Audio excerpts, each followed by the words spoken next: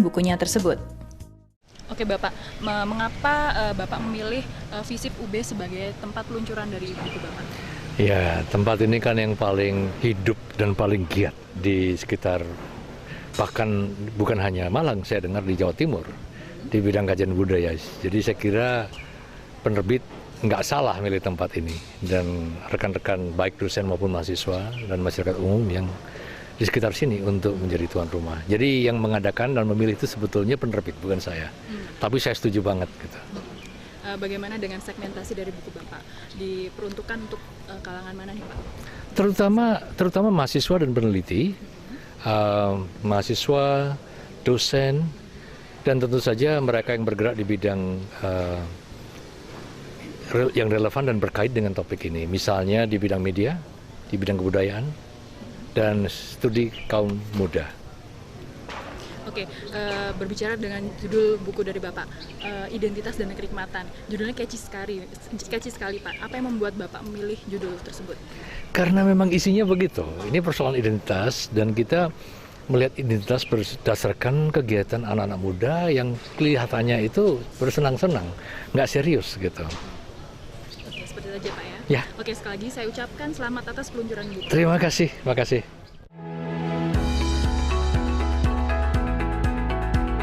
Acara diskusi fenomena budaya ini juga mengajak salah satu dosen FISIP, yakni Dr. Antoni sebagai pembicara.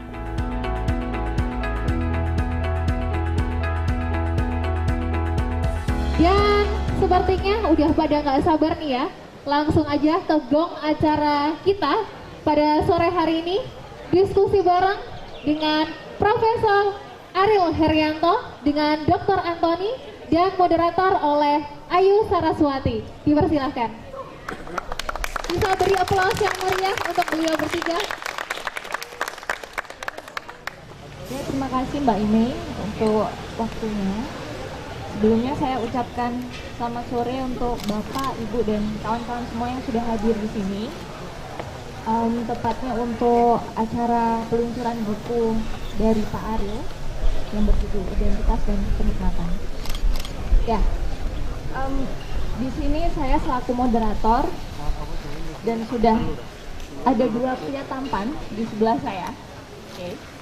Pak Ariel dan Pak Antoni. Pak Ariel yang sebagai nantinya akan menjelaskan tentang bukunya, tidak secara mendetil, hanya ya icip-icip lah semacam itu. Dan nanti Pak Antoni juga akan menemani saya dan Pak Ariel untuk berdiskusi lebih panjang tentang isi buku tersebut. Oke. Sebelum saya masuk ke dalam inti dari diskusi ini, saya ingin mempersilahkan Pak Antoni untuk menjelaskan pandangan dari Pak Antoni sendiri tentang buku dari Pak Ariel Herianto. Silakan. Terima kasih Mbak Saras ya. Assalamualaikum warahmatullahi wabarakatuh. Salam sejahtera buat kita semua. Yang pertama-tama selamat datang kepada Prof. Ariel Herianto di FISIP ya, di Universitas Brawijaya. Terima kasih gitu ya telah hadir di FISIP. Secara pribadi saya punya mimpi gitu ya. FISIP ini dihadiri oleh tokoh-tokoh ilmuwan sosial Indonesia papan atas begitu ya. Nah saya nggak tahu, mungkin dalam catatan saya mungkin Prof. Ariel yang pertama gitu ya. Semoga nanti disusul yang lain, Pak Mokhtar Pabu Tinggi mungkin, atau Taufik Abdullah dan sebagainya misalkan. Kemudian yang kedua, dalam benak saya ketika ditawari oleh panitia ya untuk hadir di acara bedah buku Prof. Ariel ini, yang terbayang itu mungkin ini mewakili kegelisahan saya sebagai orang yang belajar ilmu komunikasi begitu. Sehingga saya mencoba untuk bikin coret-coretan begitu ya, yang intinya sebetulnya bagaimana menempatkan Ariel Herianto dalam konteks studi komunikasi begitu. Kurang lebih mungkin itu yang ingin saya sampaikan gitu ya. Saya mulai dulu begini ya. Menurut saya ilmu komunikasi di Indonesia itu adem ayem ya, tidak ada perdebatan yang serius gitu ya. Kita tahu di sastra dan tokohnya saya kira Prof. Ariel Herianto dulu tahun 80-an itu ada perdebatan sastra kontekstual ya Prof ya. Jadi itu cukup menggegerkan dan produktif ya bagi wacana yang ada di Indonesia misalkan. Kemudian dalam ilmu ekonomi juga begitu, ada ekonomi Pancasila gitu ya, ekonomi kerakyatan ya, yang itu sampai sekarang masih diperbincangkan gitu ya. Tapi di komunikasi saya kira belum ada perdebatan yang serius, dan ini menurut saya mengkhawatirkan gitu ya, mengkhawatirkan gitu. Walaupun Profesor Alwi Dahlan yang bagi saya mungkin saya menempatkan sebagai mungkin bapak ilmu komunikasi Indonesia begitu ya, sudah mengangkat juga membumikan ilmu komunikasi. Jadi bagaimana membawa kajian komunikasi ini yang menggali dari alam Indonesia ya, yang mungkin tadi wacana ini juga saya kira perlu dilanjutkan oleh yang muda-muda, saya kira begitu. Nah, dalam kajian ilmu komunikasi setidaknya itu ada perdebatan yang cukup keras ya. Jadi karena ilmu komunikasi itu sangat Amerika ya, ilmu sosial Amerika setelah Perang Dunia Kedua tahun 80-an itu tadi muncul Ferment in the Field, edisi khusus dari Journal of Communication dari ICA, International Communication Association, yang menurut saya itu menjadi perdebatan yang penting dalam ilmu komunikasi ya. Yang intinya kurang lebih adalah bagaimana mengadopsi atau proses penerimaan cultural studies yang sedang berkembang di Eropa, di Birmingham Cultural Studies kadang seperti itu. Jadi yang saya tangkap kemudian di kalangan communication scholar di Amerika itu setidaknya muncul dua penyikapan ya. Yang pertama adalah cultural studies diadopsi, diterima sebagai alternatif gitu ya, terhadap dominasi pendekatan kajian komunikasi yang sangat psikologis gitu ya, sangat psikologis, sangat sosiologi yang struktural fungsional gitu ya, sangat mekanis dan seterusnya misalkan. Jadi cultural studies, kajian-kajian kritis kemudian bisa diterima sebagai pendekatan alternatif ya untuk memperkaya kajian komunikasi misalkan.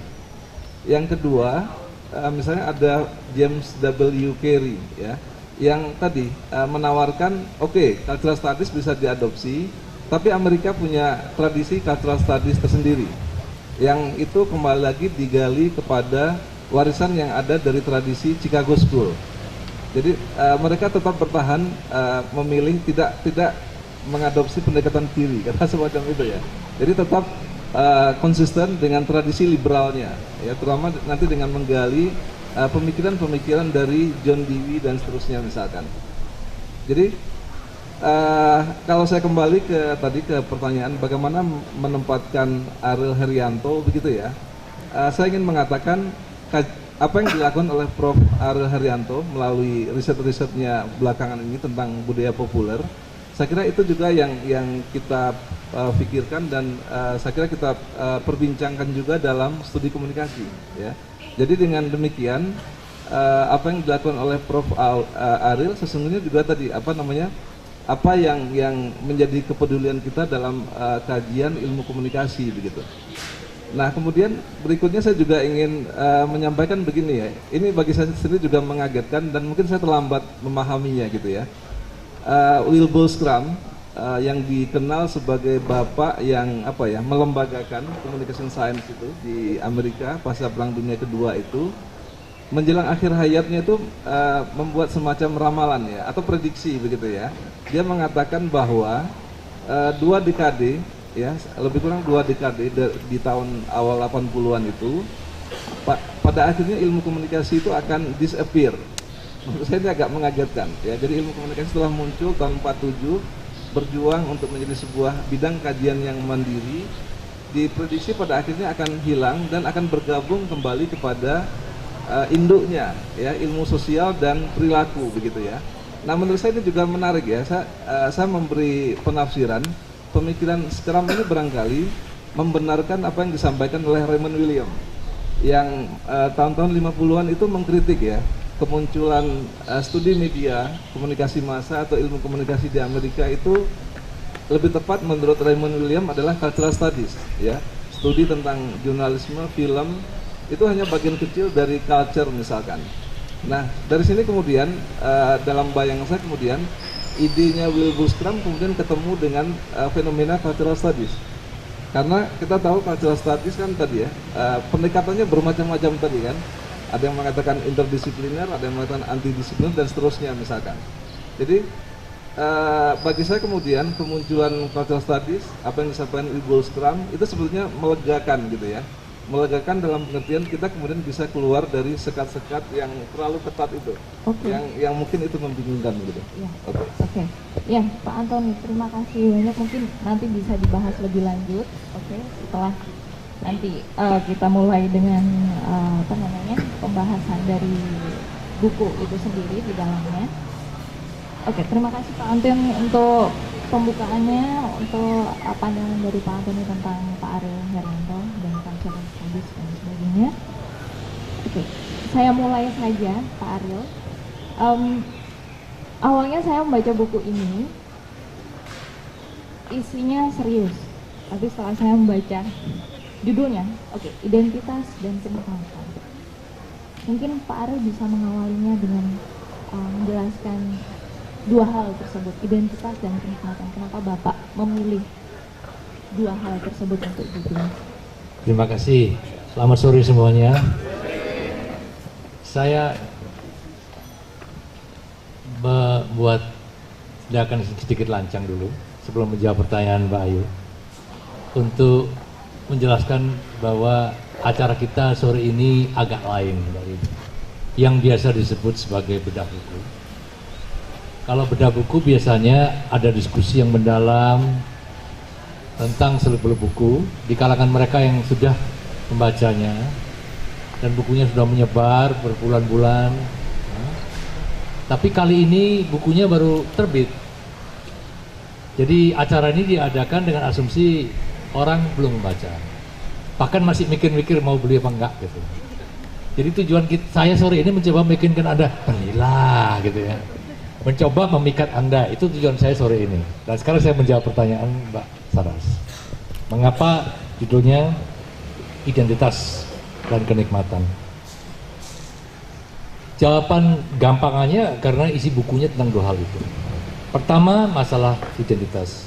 Pertanyaannya, mengapa identitas kok dibahas? Apa perlunya, apa pentingnya? Jadi saya cerita sedikit kalau boleh. Studi ini dimulai ketika Orde Baru runtuh. Di zaman Orde Baru, nyaris semua masalah Indonesia sudah dirumuskan di tingkat atas di Jakarta sana. Apa artinya menjadi dosen FISIP? Itu sudah ditentukan di sana udah. Apa artinya menjadi seorang perempuan? Apa artinya berumah tangga? Apa artinya bercinta? Udah dirumuskan sana semua. Keluarga berencana ditentukan. Apa yang halal, apa yang haram, sana semua yang menentukan. Dan 30 tahun nggak main-main itu, lebih dari 30 tahun. Tiba-tiba atau kelihatannya seakan-akan tiba-tiba runtuh itu. Runtuhnya Orde Baru berarti runtuhnya pula sejumlah definisi, identitas, dogma-dogma tentang apa yang boleh dan tidak, apa yang baik dan apa yang buruk, apa yang benar dan apa yang salah. Artinya apa? Artinya di pusat Indonesia dan di puncak Indonesia itu terjadi kekosongan yang besar sekali. Dan apa yang selanjutnya terjadi? Kekuatan-kekuatan lain di luar Orde Baru atau mantan Orde Baru mencoba mengisi kekosongan itu, merebut kekosongan itu. Masalahnya Indonesia ini begitu majemuk, sehingga untuk sementara, dan sementara yang sangat panjang, sudah lebih dari 15 tahun, bangsa Indonesia mencoba menjawab apa artinya menjadi Indonesia dengan versinya masing-masing. Buku ini berbicara tentang itu. Nah sekarang bagaimana nikmatnya, gitu kan? Apa hubungannya dengan kenikmatan? Studi tentang Indonesia seringkali diartikan, dipusatkan pada studi tentang presiden, pada studi tentang parlemen, menteri-menterinya. Kalau Anda baca berita tentang Indonesia, seringkali berita tentang parlemen, presiden, militer, dan sebagainya. Saya nggak punya menteri, saya nggak punya mertua presiden, gitu kan. Saya nggak punya teman, saya nggak punya musuh. Saya itu besar kecil di Malang, jauh sekali dari Jakarta. Orang-orang biasa yang saya ketahui dan saya ajak bermain-main.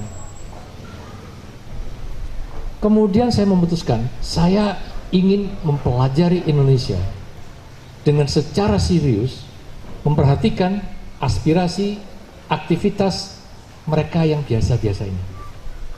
Bukan menantunya menteri, bukan nyainya presiden, bukan ya begitulah. Orang biasa-biasa seperti kita sore ini di sini nih. Nah, kalau saya mempelajari mereka, apa yang saya kerjakan?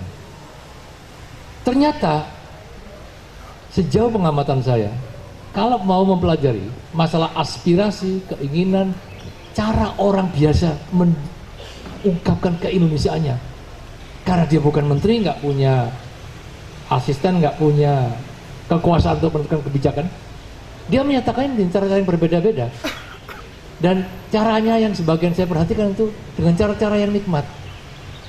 Entah itu nikmatnya dia dengan membeli baju, dengan yang lain berdemonstrasi, yang lain beribadah, yang lain dengan cara jalan-jalan, yang lain dengan cara menonton, menyanyi seperti yang kita saksikan sore ini. Nikmat betul loh.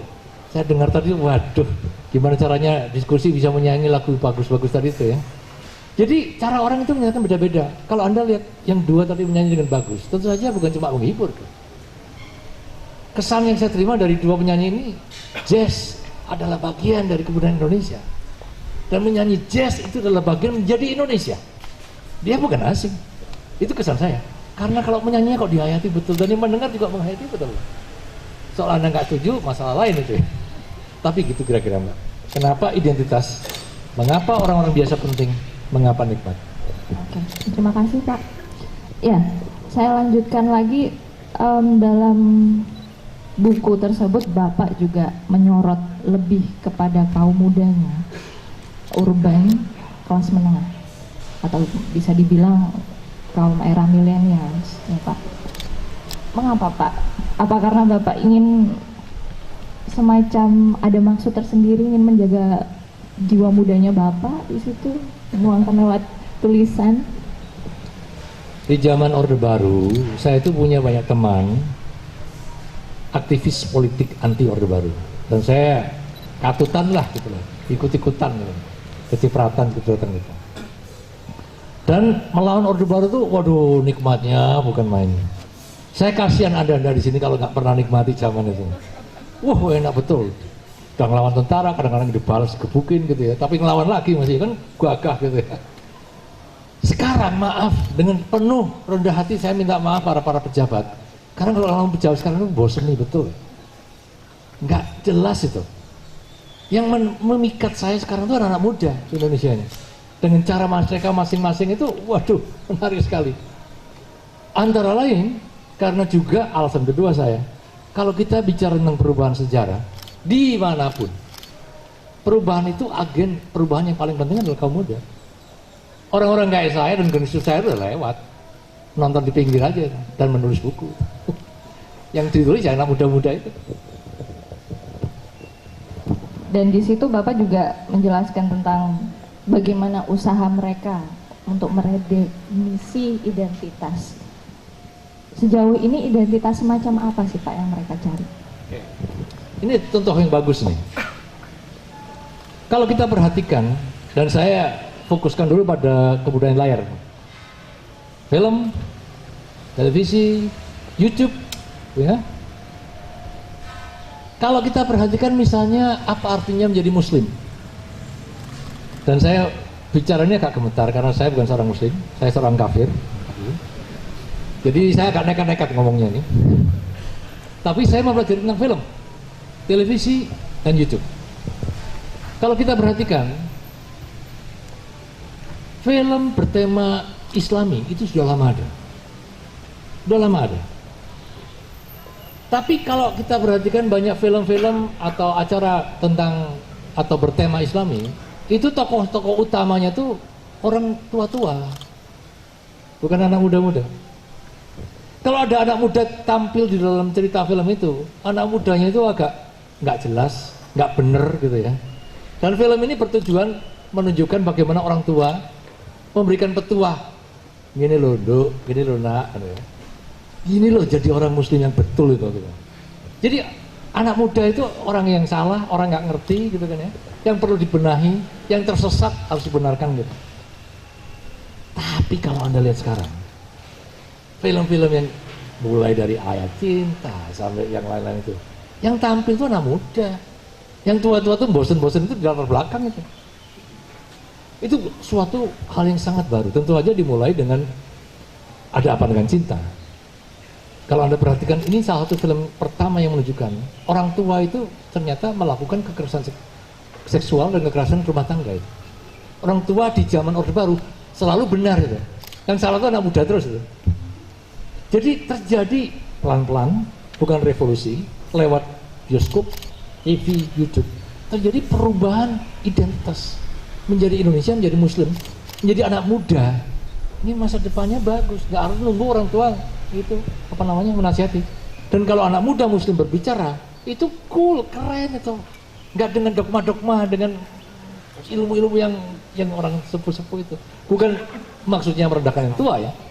Tapi yang saya mau katakan, di kalangan anak-anak muda yang Muslim, itu terjadi keresahan. Saya kepingin jadi Muslim, tapi nggak jadi kayak bapak-bapak gitu dong. Saya kepingin juga keren kayak yang bintang-bintang K-pop itu dong. Tapi tetap Muslim, saya nggak mau jadi sekuler gitu. Nggak mau jadi kan. Jadinya seperti itu. Itu yang saya anggap luar biasa menariknya. Dan masa depan Indonesia, dan masa depan anak muda. Dan itulah isi buku saya sebetulnya. Oke Pak, Aryo melanjutkan. Kira-kira jadi mau beli nggak nih? Iya, Pak Aryo melanjutkan tadi pernyataan Bapak kalau anak muda sekarang berusaha untuk melihat figur dari satu mungkin dari K-pop dan sebagainya. Tapi menurut saya melihat identitasnya dari bangsa ini, maksudnya kaum mudanya perlahan memudar Pak. Saya ambil contoh mungkin dari tahun 90-an awal, di situ kan banyak film India yang datang tuh Pak, yang masuk ke Indonesia. Tapi dari pihak Indonesia itu sendiri memproduksi masih punya karakter sendiri. Beda dengan sekarang, seperti yang film-film sudah India yang masuk dan banyak yang mengadaptasikan seperti itu. Dan mungkin yang Bapak bahas juga tentang K-pop, di situ anak-anak mudanya mulai meniru gitu loh Pak. Jadi seperti apa ya? Seperti identitasnya tuh yang masih semakin memudar, kayak tidak punya gitu loh Pak. Saya semacam ya agak ada pesimisnya di situ sedikit. Mbak Ayu ini lebih muda dari saya. Ini kalau bicara lebih tua dari saya kayaknya. Maaf Mbak. Gini ya, saya nggak setuju itu. Mungkin karena saya kumpulannya dengan anak yang lebih muda dari anak saya yang paling muda malah saya itu kalau kumpul. Gini ya, pertama ya, saya itu merasa, dan buku saya itu berbicara mengenai ini yang paling utama. Indonesia itu hebatnya karena dia itu menampung begitu banyak budaya asing dan budaya sendiri. Tidak saling menindas. Itu waduh saling bercumbu gitu. Saling bermesraan berbagi kebudayaan dan menghasilkan waduh yang terbaik-terbaik lah gitu. Kalau saya tidak pernah itu mempersoalkan ini dari India, ini dari Timur Tengah, ini dari Amerika. Jazz itu dari mana? Anda bilang, oh itu Amerika. Ah, nggak benar juga. Amerika pinjam dari yang lain lagi, dari Portugis juga gitu loh. Ya, jadi itu yang pertama. Saya nggak pernah itu ikut-ikutan yang namanya awas pengaruh budaya asing. Gue nggak pernah saya gitu. Kalau Anda anti asing, Anda anti Indonesia. Loh, kok bisa? Dong, namanya Republik Indonesia itu dua istilah asing kok. Yang bikinnya bukan orang Indonesia, Republik bukan Indonesia. Yang menciptakan Indonesia itu orang Eropa, nama Indonesia itu. Gimana mau ada anti asing itu? Ya, jadi saya nggak anti-anti. Itu yang pertama. Yang kedua, janganlah takut meniru. Anda bilang Anda takut meniru Korea K-pop gitu ya. Korea itu bisa begitu karena habis-habisan meniru Jepang. Jepang itu ditiru habis-habisan sebelum diciptakan yang lebih bagus lagi pada tingkat berikutnya. Dan Jepang, sumbernya Korea, hanya bisa menjadi jaya setelah habis-habisan meniru Barat. Semuanya diterjemahkan, semuanya ditiru. Jepang tadinya nggak bisa bikin mobil, niru dari Barat. Sekarang mobilnya mengalahkan mobil Barat. Korea tadinya nggak bisa bikin pop culture.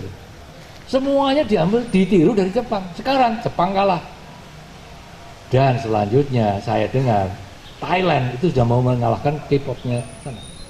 Dengan cara meniru. Jadi jangan takutlah meniru. Itu saya. Oke, Pak. Jangan takut meniru. Oke. Ya, saya berpindah ke Pak Antoni masih dengan pertanyaan yang sama, Pak, tentang identitas itu sendiri. Menurut pandangan Pak Antoni sendiri, apakah arah dari identitas khususnya untuk kaum era milenials ini arahnya akan semakin memudar atau Bapak optimis akan ada identitas baru dari generasi ini? Ini harusnya yang menjawab Prof. Ariel ya. Ya, pandangannya Pak Antoni sendiri dalam konteks ilmu komunikasi dan... Ya, saya setuju ya dengan Prof. Ariel. Sebetulnya kan konteks yang digambarkan Prof. Ariel itu kan Indonesia di awal abad 21 ya. Awal abad 21 pasca Orde Baru, kemudian kehadiran new media begitu kan. Nah, asumsi-asumsi itu kan sesuai dengan apa ya, konsep-konsep yang kita pelajari dalam kajian-kajian Posmo saya kira ya, tentang budaya hybrid itu gitu kan. Jadi identitas itu sebagai proses interaksi memang dia tidak diam kan, selalu bergerak gitu ya. Sehingga mungkin sikap apa ya, berdialog, sikap terbuka itu memang sesuatu yang alamiah ya, yang memang harus apa namanya kita lakukan agar kita tidak menjadi stuck begitu kan. Nah, saya kira mungkin sebetulnya sesuatu yang sehat gitu ya, sesuatu yang alamiah, yang justru saya kira ini dugaan saya karena saya mungkin bagian dari anak muda yang disebut tadi yang sebetulnya produk dari Orde Baru begitu. Saya teringat Romo Mangun mengatakan tokoh-tokoh yang generasinya Sarit dan macam-macam itu kan mereka lebih demokratis, lebih dialogis karena mereka beruntung dapat pendidikan yang bagus di zaman Belanda misalkan. Mereka belajar sastra, humaniora, bahasa Latin dan sebagainya misalnya gitu kan. Tapi generasi seperti saya yang lahir tahun 72, kita hidup dalam tadi yang digambarkan oleh Prof. Ariel di awal tadi. Semuanya sudah diputuskan dari Jakarta, kemudian tidak ada inisiatif pinggiran begitu ya. Tidak ada inisiatif dari kelompok, dari individu dan sebagainya misalkan. Jadi menurut saya sih apa yang ada sekarang ini sesuatu yang sehat gitu ya. Yang penting ada dialog tadi dan bagaimana berbagai identitas itu bisa muncul. Saya kira Prof. Ariel kan mencoba menggambarkan itu sebelumnya. Apakah identitas itu Islam kelas menengah, perkotaan begitu ya? Apakah identitas itu berkaitan dengan peristiwa yang mengerikan itu tahun 65 dan seterusnya misalkan. Saya kira mungkin itu. Iya, Bapak Antoni, Mas dan Bapak Antoni, terkait dengan bidang yang Bapak geluti itu ilmu komunikasi.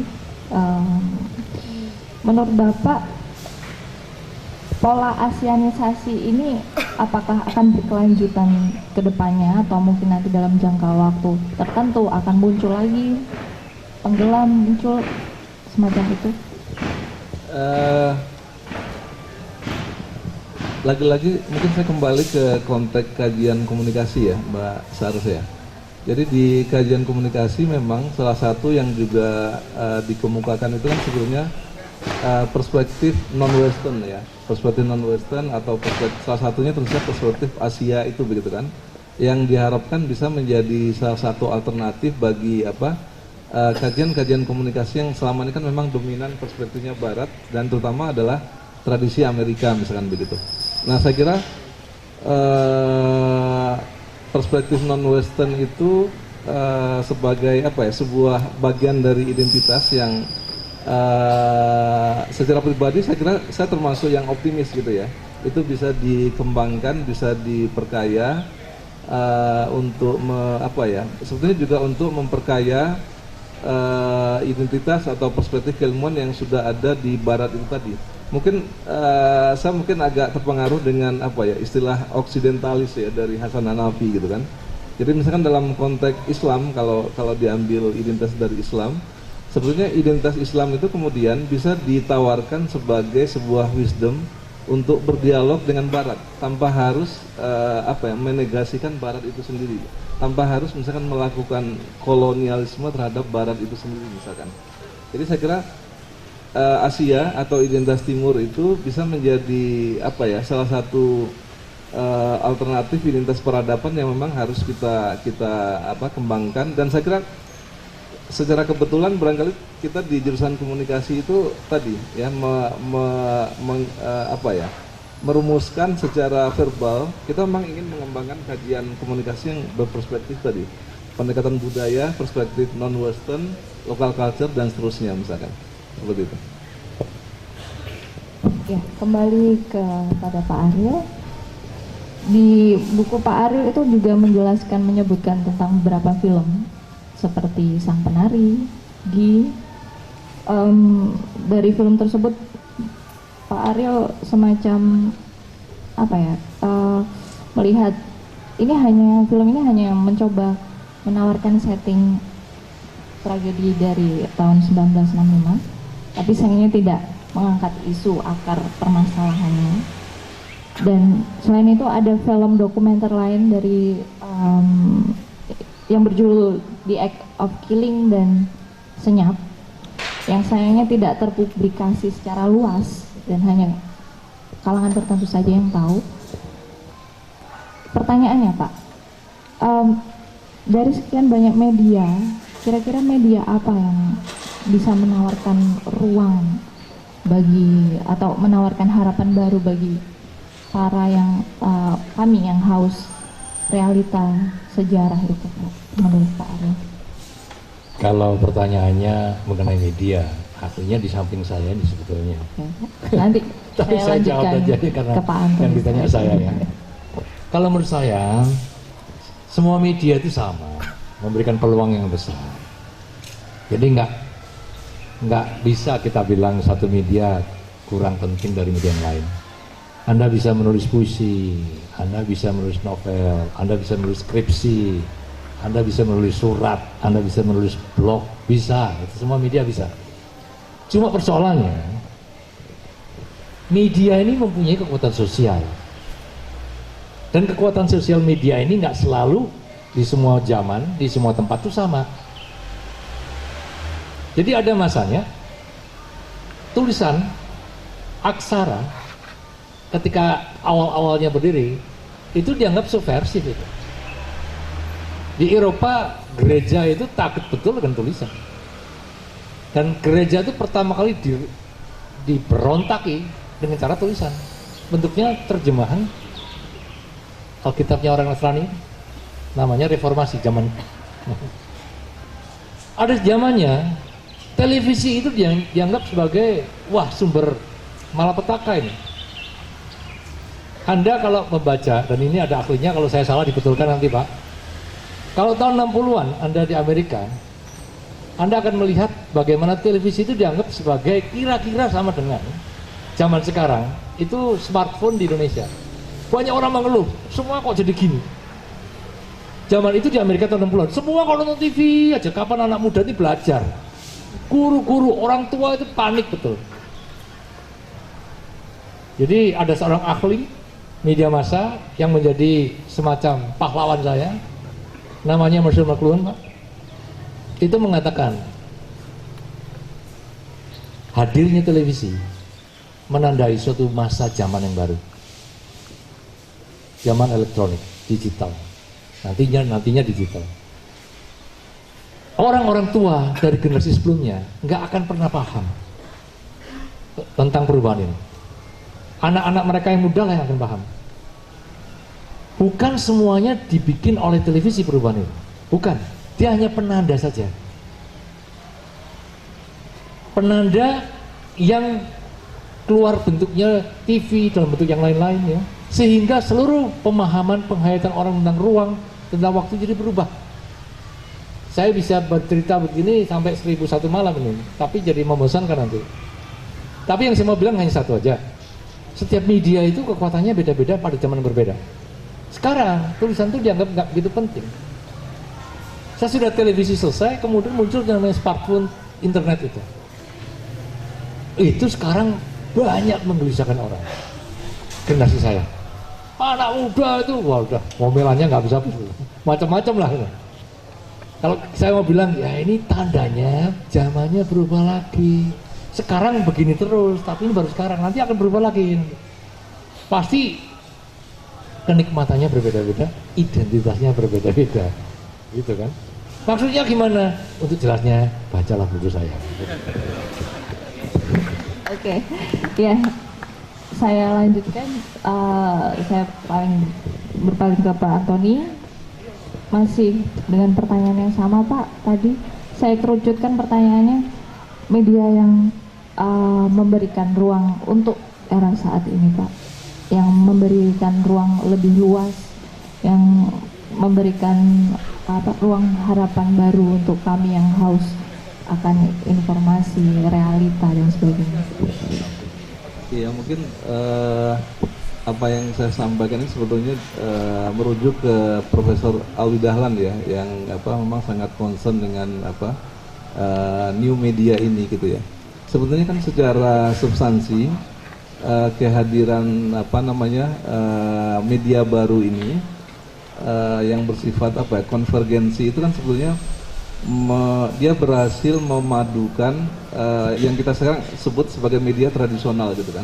Jadi koran, radio, TV, film, semua karena digitalisasi itu bisa dihadirkan di satu wadah itu tadi ya, di satu media itu begitu kan.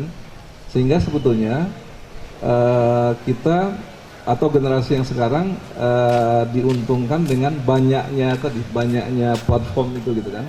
Terserah dia mau suka-suka yang mana gitu kan. Dia bisa nonton film, dia bisa baca koran, dia bisa juga jadi jurnalis, jadi penulis begitu kan. Dia bisa bikin grup dan sebagainya itu.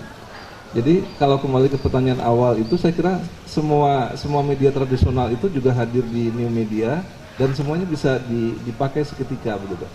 Jadi justru kondisi yang lebih kondusif untuk lebih banyak berdialog, lebih banyak sharing, dan bahkan barangkali ini public sphere baru itu gitu. Kalau yang kita di masa lalu kan di era tradisional media, di mana regulasinya ada pada negara misalkan.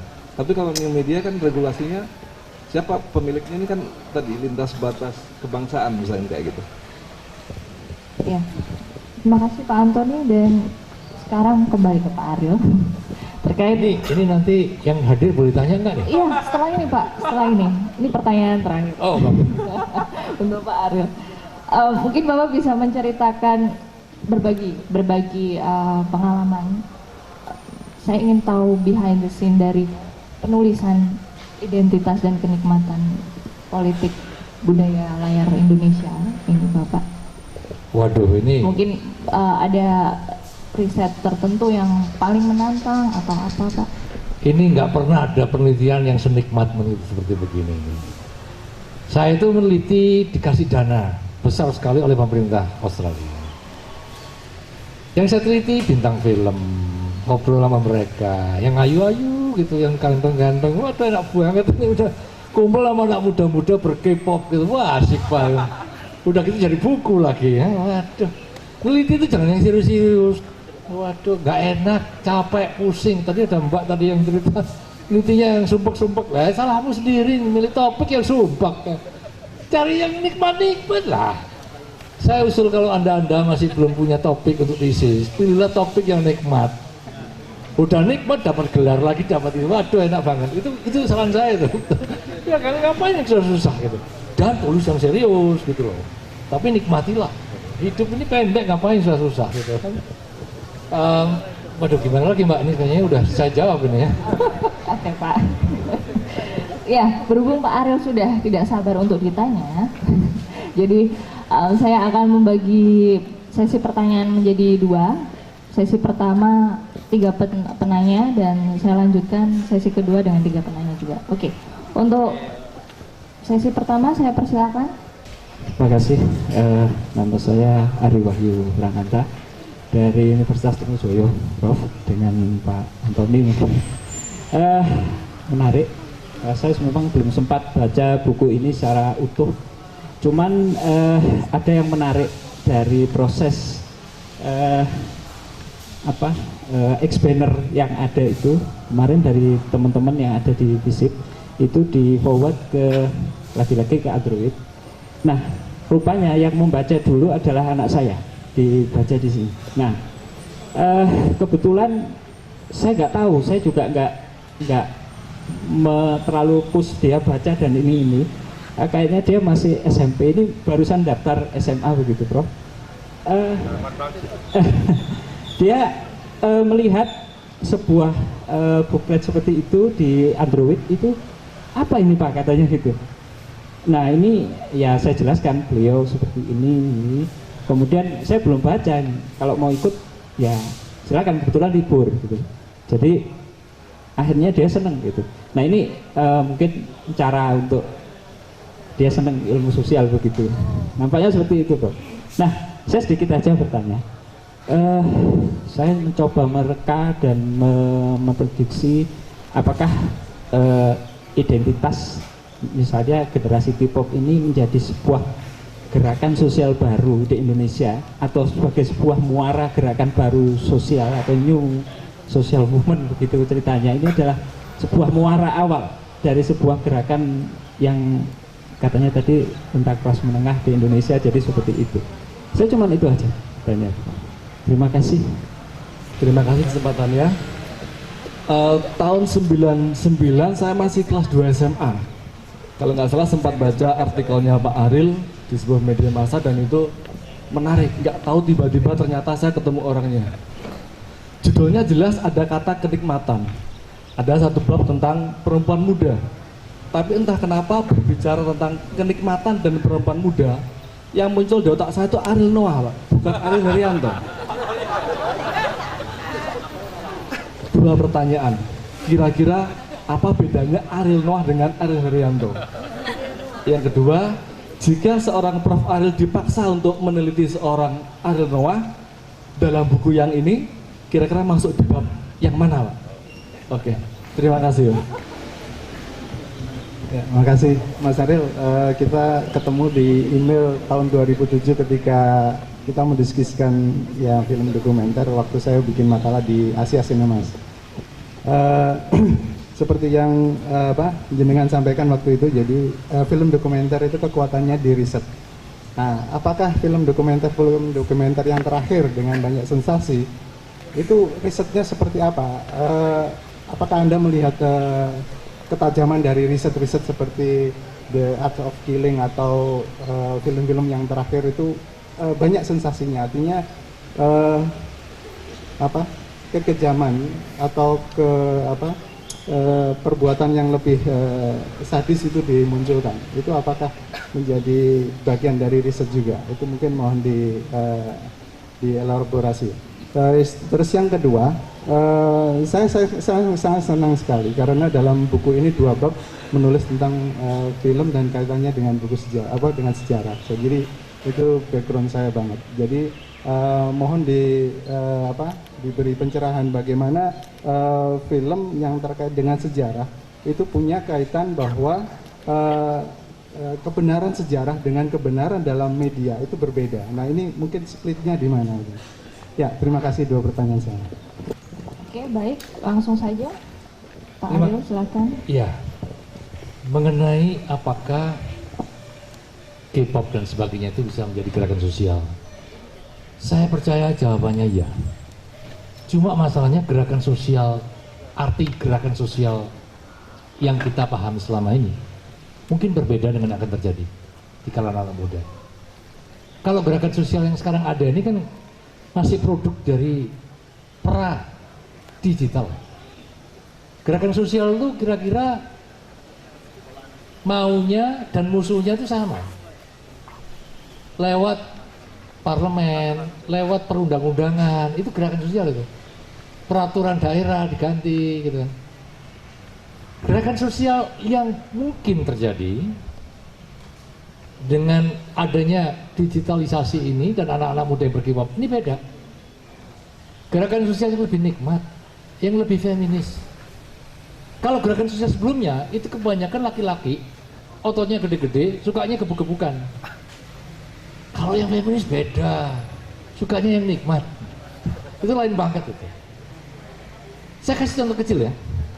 Kalau di Thailand Di Indonesia mungkin sudah dikit-dikit, dan saya tahu ada seorang sarjana Indonesia yang sedang menyelesaikan disertasinya mengenai ini, tapi karena topiknya sensitif saya nggak jelaskan namanya orangnya siapa, lembaganya apa ya.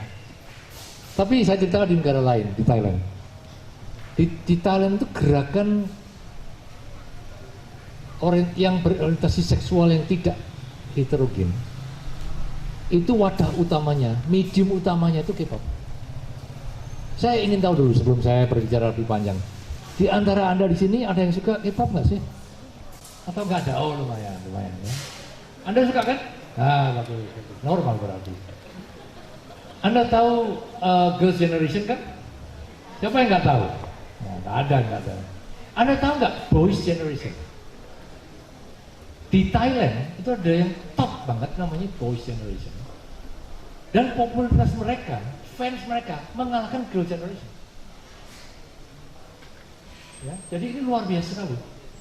Jadi terjadikah perubahan sosial? Iya. Dalam bentuk apa? Macam-macam. Khusus di dalam kasus ini, dalam perubahan identitas seksual. Itu di Thailand. Yang larinya kemana-mana. Bagaimana nasib Buddha, ajaran Buddha nanti kalau kamu begitu dan sebagainya. Itu besar. Di Iran terjadi juga gerakan anak muda-muda yang berjilbab itu, yang bikin pusing orang-orang tua. Bentuknya nggak beda-beda banyak dengan ini, dengan K-pop. Bukan K-pop namanya, tapi lain lagi. Saya singgung sedikit di buku saya. Ya. Jadi terjadi perubahan. Mirip kalau zaman kita ya Pak, The Beatles dan hippies. Semboyannya bukan hancurkan otoritarisme, liberal, enggak. Itu semboyannya make love not war, gitu kan. Artinya apa? Ayo naik ranjang bercinta, jangan perang, gitu loh. Itu gila betul. Liar, anarkis, gerakan sosial berubah, ya. Bentuknya nggak pakai partai, pakai ranjang, kan gila nih. Jadi terjadi akan perubahan seperti itu, ya. Ini dimungkinkan bukan karena anaknya kreatif, bukan. Kembali lagi ke medium. Karena ada YouTube, karena ada digital tadi. Anak-anak ini bisa ngetop dari mana? Kalau nggak ada itu. Jadi zaman kita yang tua ini dulu ada, nonton TV hanya bisanya nyetel TV dan diem denger paling miso-miso gitu kan. Dan nggak suka mati. Itu dulu itu. Kalau Anda mau bikin film, ada studionya, ada aktornya, ada modalnya besar, hanya orang-orang itu aja yang bisa itu. Yang berwajah India gitu kan. Kita aja nonton aja paling nggak suka ya miso-miso pulang. Sekarang enggak. Kita semua ini bisa bikin film, masukin YouTube, ditonton seluruh dunia, kan gila. Dan itu dikerjakan anak-anak muda. Anda nggak perlu punya studio, Anda nggak perlu punya modal besar, perlu cukup modal dengkul dan smartphone cukup. Dan contohnya banyak. Kalau Anda tahu gerakan semen di Jawa Tengah, Pantai Utara, senjatanya apa? YouTube itu. Pabrik semen itu kalang kabut itu. Jadi ini dimungkinkan oleh media yang baru. Bukan karena cuma orangnya aja. Yang dulu nggak ada itu. Jadi bukan orang dulu nggak bisa, orang sekarang pinter, enggak. Setiap medium itu beda zamannya, memberikan kekuatan yang berbeda, berpihak kepada berbeda orang.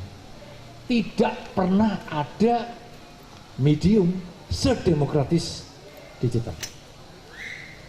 Tidak pernah dalam seluruh sejarah ekonomi ada komoditi yang semakin baru produknya, semakin canggih, semakin mudah, dan harganya semakin murah.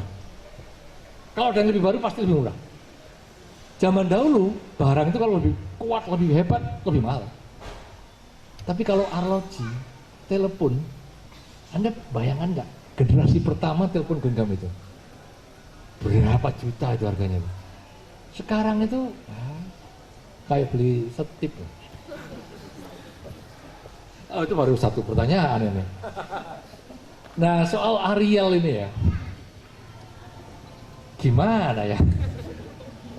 Yang jelas bedanya, saya itu punya KTP namanya Ariel.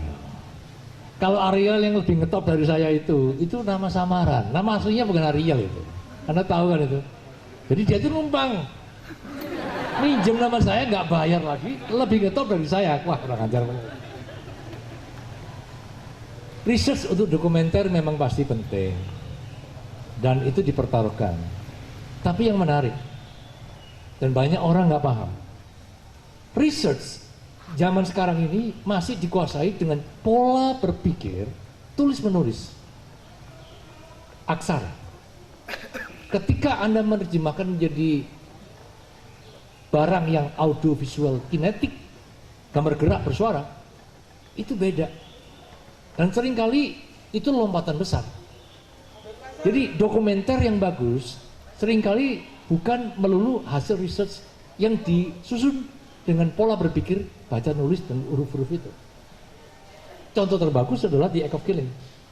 Jadi The Act of Killing ini, bagi Anda yang belum nonton ya nggak apa-apa untuk mendengar cerita saya.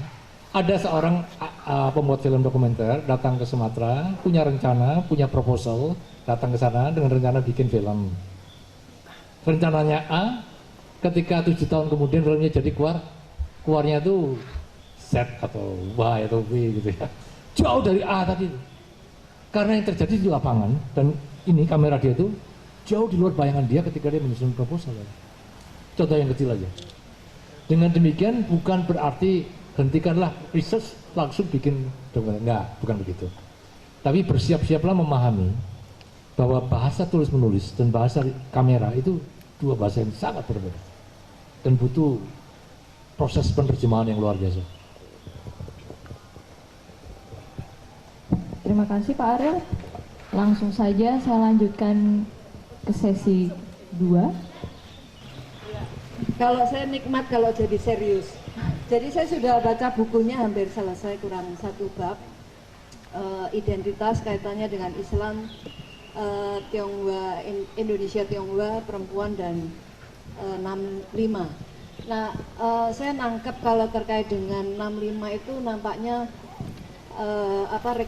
dekonstruksi identitasnya, kalau tidak salah yang saya baca itu tidak optimis, karena film dokumentasi atau film yang dibuat tidak menarik gitu. Nah, terkait dengan yang lain, apakah itu karena ini kan adalah ruang kosong yang mau diperebutkan. Pertanyaan saya, bagaimana dengan soal Indonesia Tionghoa dan perempuan? Karena kalau Islam dan 65 saya sudah menangkap lebih kuat idenya. Terima kasih. Terima kasih. Saya Bung Yon dari Dewan Kesenian Malang. Saya bersyukur hari ini bisa ketemu Mas Ariel dan Pak Antoni. Ada 2 hal yang akan saya pertanyakan, sekaligus mungkin ini bandingan. Untuk Pak Antoni, sebetulnya kenapa sih terjadi komunikasi yang jelek di Indonesia? Saya nyoba menelusur jejak. Ada 3 hal, yaitu warisan, kemudian idealisme, dan yang ketiga adalah konteks gitu. Kalau tidak salah, kenapa komunikasi ini menjadi jelek? Pada saat kita mendapat warisan penjajahan, mentalitas bangsa ini dihantui oleh ketakutan, kemudian sifat tertutup, kemudian rendah atau mutu pendidikannya. Kemudian pada saat merdeka, justru banyak pengamat dari luar itu bangsa awak ini terlalu euforia. Yang belum jadi dokter merasa dokter yang bagus, kemudian yang insinyur juga merasa insinyur yang paling bagus. Ini kajian dari luar. Oleh sebab itu untuk kesetiaan, saya pikir bangsa ini setelah merdeka tidak setia terhadap idealismenya, seperti yang diharapkan oleh proklamator kita. Kemudian yang kedua, kenapa potret yang jelek yang disaksikan anak-anak muda di gedung bergengsi yang namanya DPR, ya, itu luar biasa jeleknya. Mereka kerayahan, mereka kepingin cari duit dengan pembelaan-pembelaan yang sepertinya benar gitu. Oleh sebab itu saya pikir karena mereka tidak setia terhadap idealisme, kedua tidak setia terhadap konteks sebetulnya apa sih yang mau digarap di dalam sidang-sidang mereka. Itu untuk Pak Antoni. Salah satu contoh identitas bangsa Awak itu terlalu menjadi pemarah, bahkan merasa pemilik dunia. Beda dengan orang India yang mereka pura-pura nggak tahu kalau kebudayaannya itu dimakan mentah-mentah oleh bangsa Awak, dan itu memberikan nuansa kebudayaan yang juga bagus. Sementara bangsa kita begitu reok sebetulnya dipromosikan ya oleh orang-orang Malaysia itu, kenapa kita hingar-bingar ngamuk gitu. Ini ada apa gitu. Orang India cukup kokoh dengan idealismenya sehingga ya udahlah, itu semacam Levi's. Banyak anak-anak muda pakai Levi's palsu, bagi orang produk Levi's itu biasa. Ini semacam promo murahan begitu.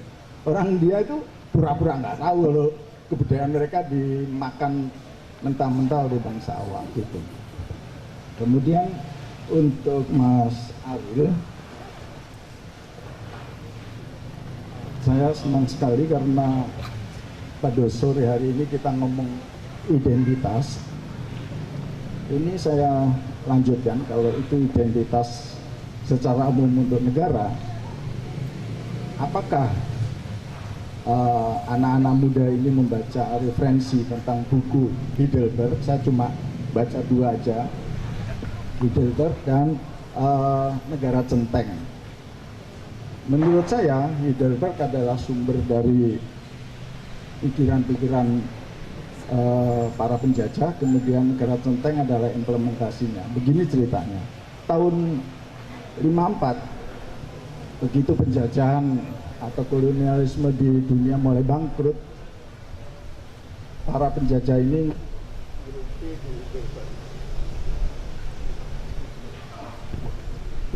saya ulang itu. Para penjajah seluruh dunia itu ngerumpi di Heidelberg, sebuah kota di negeri Belanda. Ya porek njajah itu model sing wingi apa sing model anyar gitu. Ternyata mereka cukup cerdas karena jauh lebih pinter. Secara fisik rupanya sudah tidak aktual.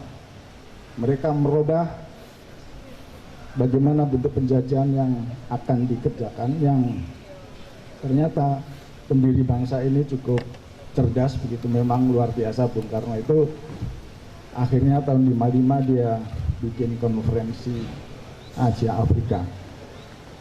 Kenapa Bung Karno ngeyel atau membuat itu? Karena dia akan menegakkan identitas ya bangsa ini bagaimana gitu.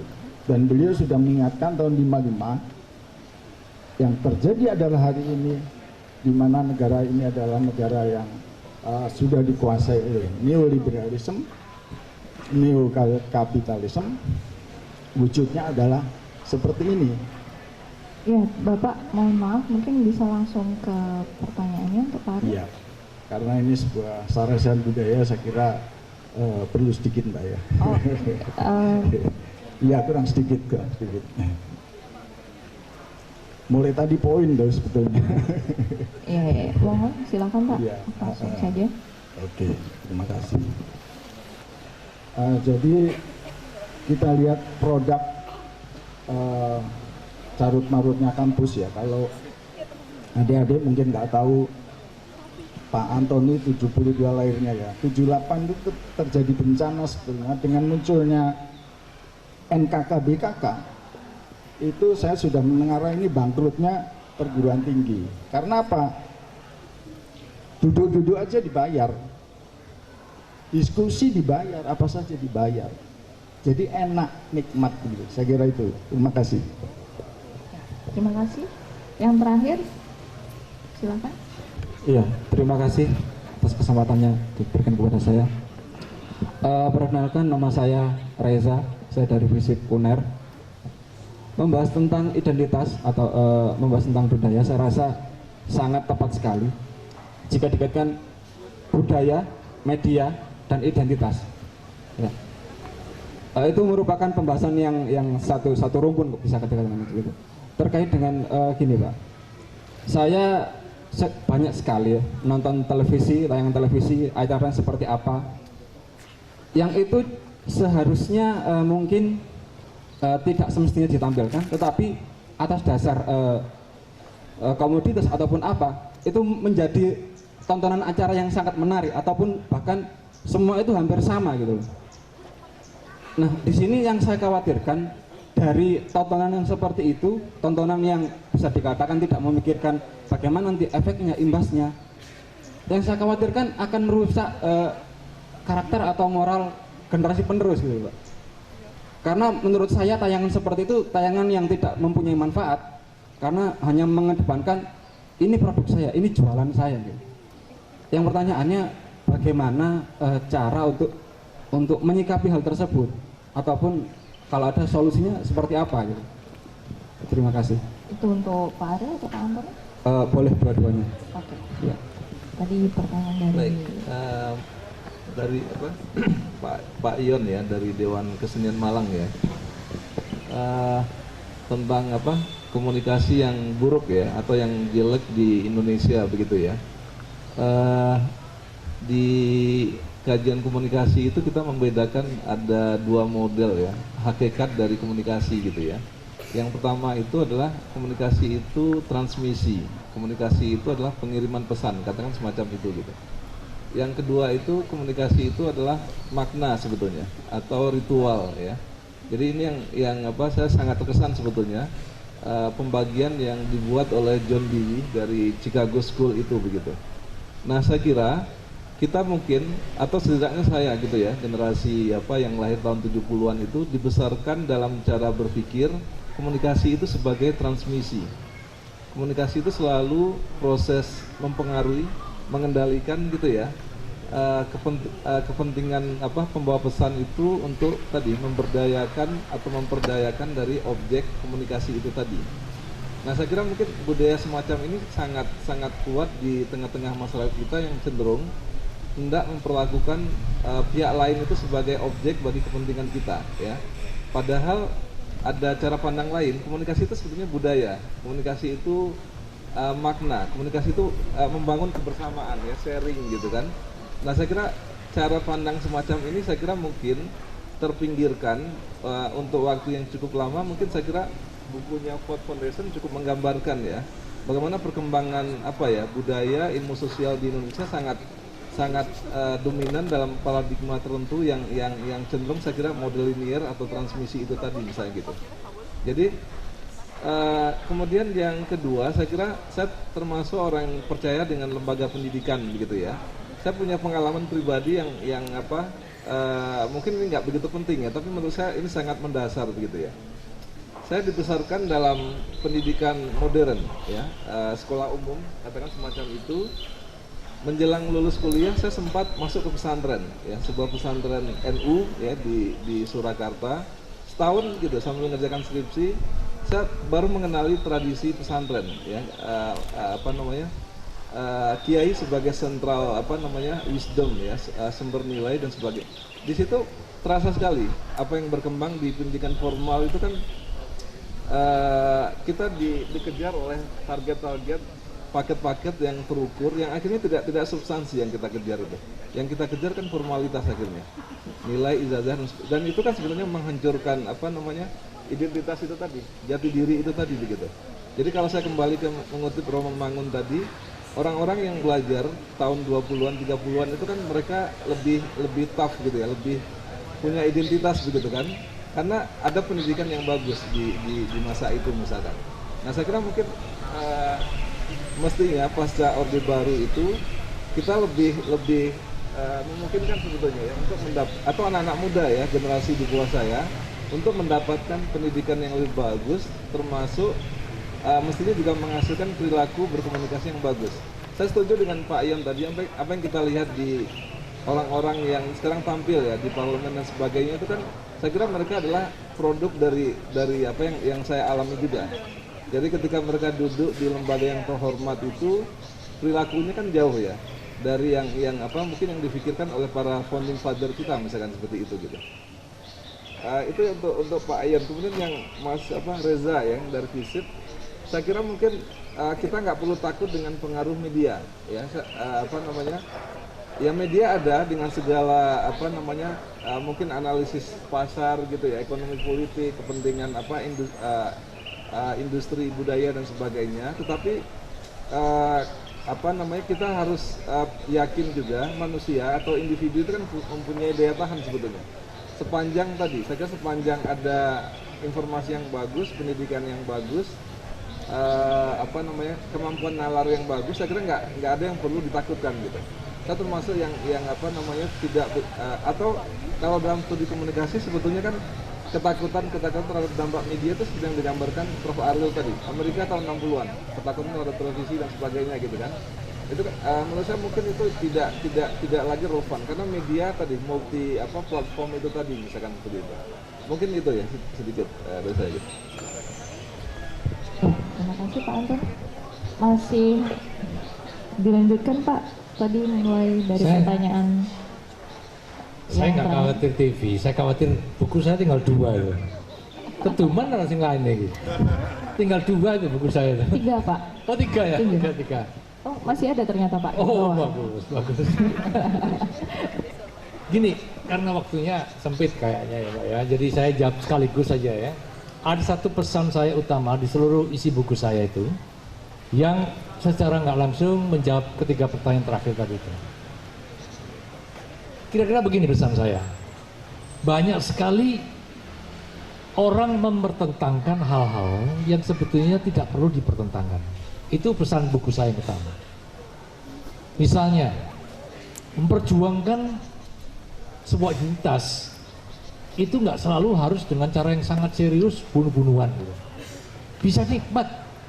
Dan orang yang kelihatannya cuma berhura-hura itu bisa serius dan penting yang dikerjakan. Jadi orang yang K-pop itu bapak-bapak, ibu-ibu, ini Pak, jangan marahi putri-putri Bapak. Itu nggak selalu jelek dan bisa menimbulkan kreativitas yang luar biasa. Intinya itu. Nah sekarang saya jawab secara nggak langsung pertanyaan yang ketiga terakhir ya.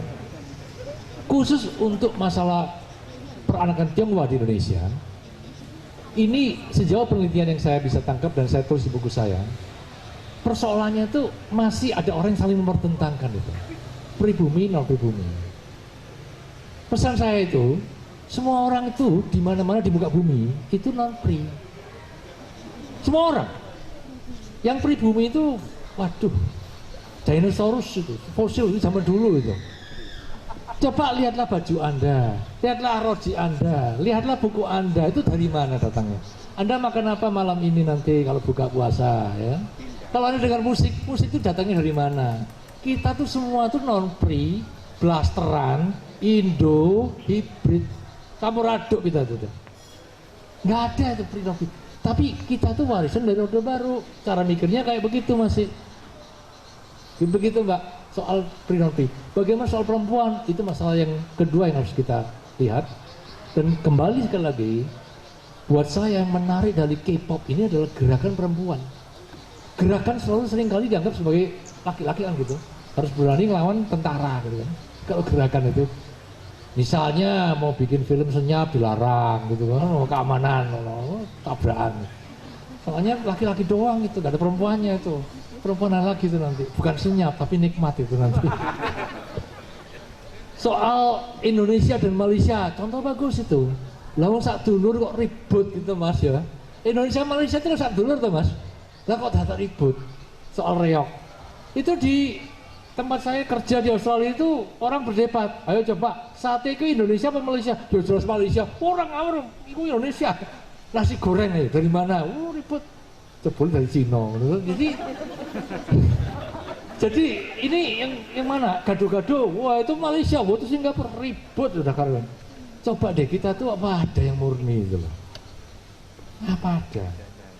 Jadi dari awal tadi saya katakan penjajah asing ini jual soal itu ya. penjajah itu jangan disamakan dengan Belanda. Mengapa? Kalau saya rumuskan di dalam banyak tulisan saya, penjajah itu adalah bentuk kemesraan antara orang Eropa dan orang awak bangsa dewe menjajah orang kecil-kecil di bangsa dewe. Lalu orang Eropanya yang datang itu memang 5 gelintir, 7 gelintir. Anda tahu nggak ketika Sumpah Pemuda diikrarkan 1928, lebih dari 90% pegawai negeri pemerintahan penjajahan Hindia Belanda itu orang Indonesia. Terus yang menangkap, yang inteli, yang mata-matai Soekarno, ya wong kulitnya coklat. Sing nangkep, sing bawa ke pengadilan, hakimnya, ya wong kulitnya coklat. Itu penjajah, digaji. Jadi jangan bayangkan penjajahku wong kulitnya putih Eropa, nggak cukup orangnya, nggak cukup.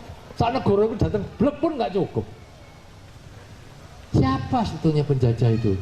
Saya katakan, saya ulangi, kemesraan antara bangsa Eropa dan bangsa-bangsa awake dhewe yang elit menjajah bangsa dhewe yang jelata. Itulah penjajahan.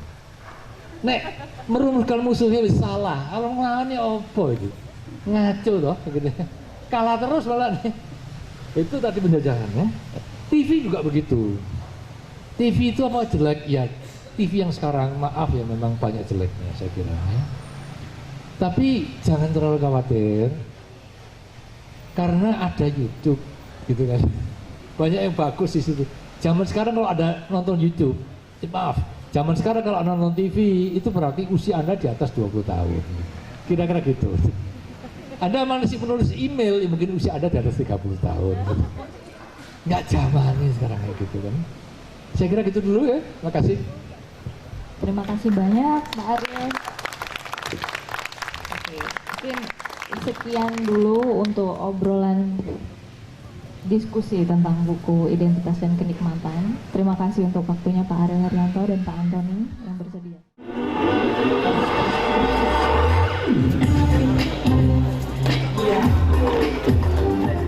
Acara yang dihadiri para budayawan, sosiolog, serta media Semalang Raya ini juga diselingi oleh penampilan tarian K-pop yang cukup mengundang perhatian audiens yang hadir sore itu.